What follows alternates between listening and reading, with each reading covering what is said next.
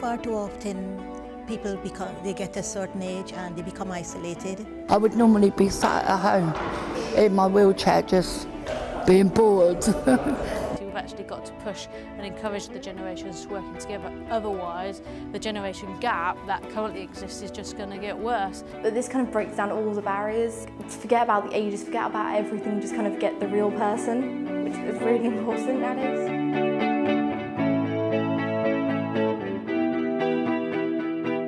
Intergenerational projects are important because I think in society today more and more people are moving away from the towns that they grew up in. So we're getting more and more children who are growing up that maybe don't have grandparents around. So they might have a lot of relationships with people who are their parents' age, and so their parents are maybe their friends' parents, but they don't really have any relationships with older people. The project's for over 50s. We get people all around Reading, so West Reading, South Reading, here in the Leisure Centre as well, get a bit of community support coming along. My involvement is pretty much just come along, volunteer, help them out and just be as much help as possible. We've had a group of young people aged 18 to 25 who have gone and learnt how to coach archery, so for them that's a brand new skill set they've learnt. They have then gone to groups of older people and taught them how to do archery. So we've got some people, young people who've learned how to do coaching and some older people who've learned the skill of archery. It's just getting people active at all ages, getting them involved with sports. Oh, I've got a bullseye! I haven't worked with elderly people before, and to be honest, I enjoy it. It's a good laugh, they get on well with me, we have a laugh together, and I can see they enjoy it themselves, they like to have a laugh. So they have the motive that nothing's impossible for them to achieve. It's been brilliant. Certainly from what we've seen with the archery, the competition, the camaraderie. There's been friendships built as well as, you know, just on a participant level. It's great to see them when they interact, when they're having some banter, when they're taking part in the competitions. It's really positive. And I thought it would be really hard being in a wheelchair to do it. Everybody doesn't treat me any different. They treat me the same as they do. And that's what I like.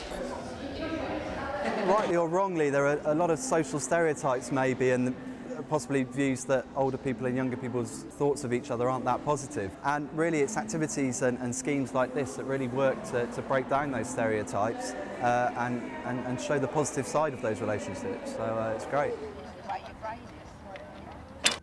Age Concern is involved for the older people primarily. We do a lot of work in Reading. We actually work with 1 in 8 older people in Reading. So when this chance came up, we thought we'd love to work with CBBP to bring older and younger people together, because that's a really important part of what we do. Probably try and get to some harder reach people, such as hard to reach adults, some of the NEETs. That's been the real tough thing, because they're neat for a reason, they're hard to reach for a reason, so it's finding a common ground that we can get to speak to them and bring them out to being a community-based project. It's a matter of trust to get the hard to reach people out of their homes, so having a longer period of time to be able to do that would be fantastic. Spending time with young people keeps you young, it keeps things fun, and so to spend time with them is really beneficial for older people. We find that the old traditions are being lost, and we have to try and revive them and pass them on to our young people. Utilivu project, it's our most improved project. Fundamentally a Kenyan project, but anyone was welcome to go along. Well, it is quite good because there are many things that the young people can share with us. We were talking today about things on the internet. As you know, young people are very good at texting, and there are many things. By the last session, the groups were completely intermingled and they were sharing skills. And discuss with the children healthy way of living. And that was another key factor, that we didn't just want it to be the older people giving and the younger people taking, or vice versa. Can you see now? You can see proper like a TV. Now hold it there nicely. Make sure the camera doesn't move a lot. And make sure you're focusing on somebody. So we felt it was important to tap in into the wisdom of the senior citizens that are around us, which will be helping in resolving isolation that they could be going through, but at the same time transferring their wisdom to our young people. Shall I start working on here again?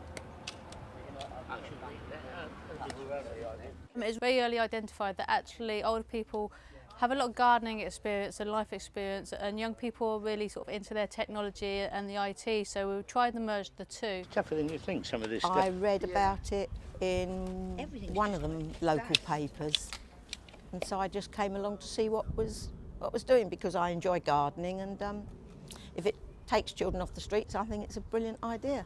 Watering the marigolds and deadheading them, and the ones that are dry, putting water in the holes and then putting them back in. Older people have come and taught young people how to do gardening, some skills like growing vegetables, and the young people have taught older people how to make food diaries using computers. So there's been a real transfer of skills there from young to old and old to young. Because the roots spread out everywhere, and this roots come out all the way to here, they would join. The main thing that's actually come out of this project are the conversations, witnessing some fantastic conversations happening naturally between the two different generations. It's quite good because obviously they've got more experience than us, so they can teach us stuff, and then when we go on the computers to type it up, we can help them out and stuff like that. It's quite cool. Oh, we've been very good, yes. Just make people interact better. It's been a success, yes.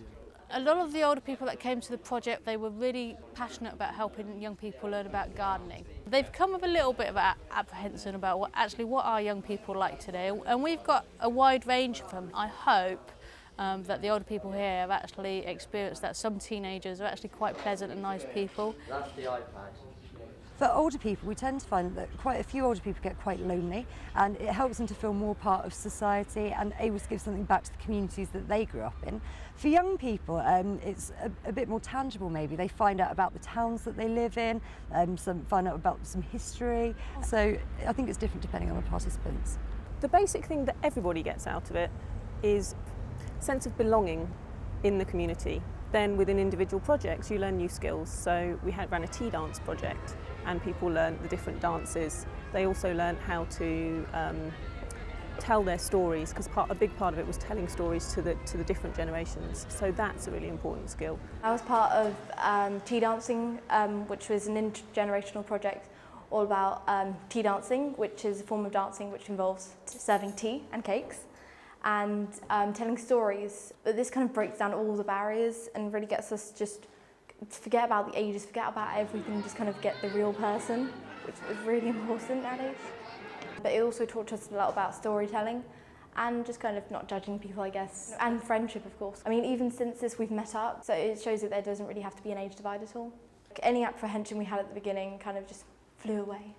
But I would really like to live in a world where an older person can walk down the street and see a group of young people, with their hoods on, and for the older person to say hello, and for the young people to say hello.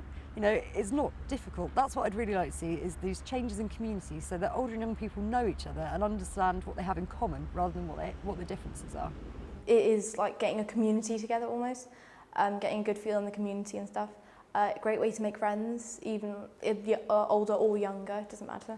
And you do get some good life skills off it, and it looks good on your CV.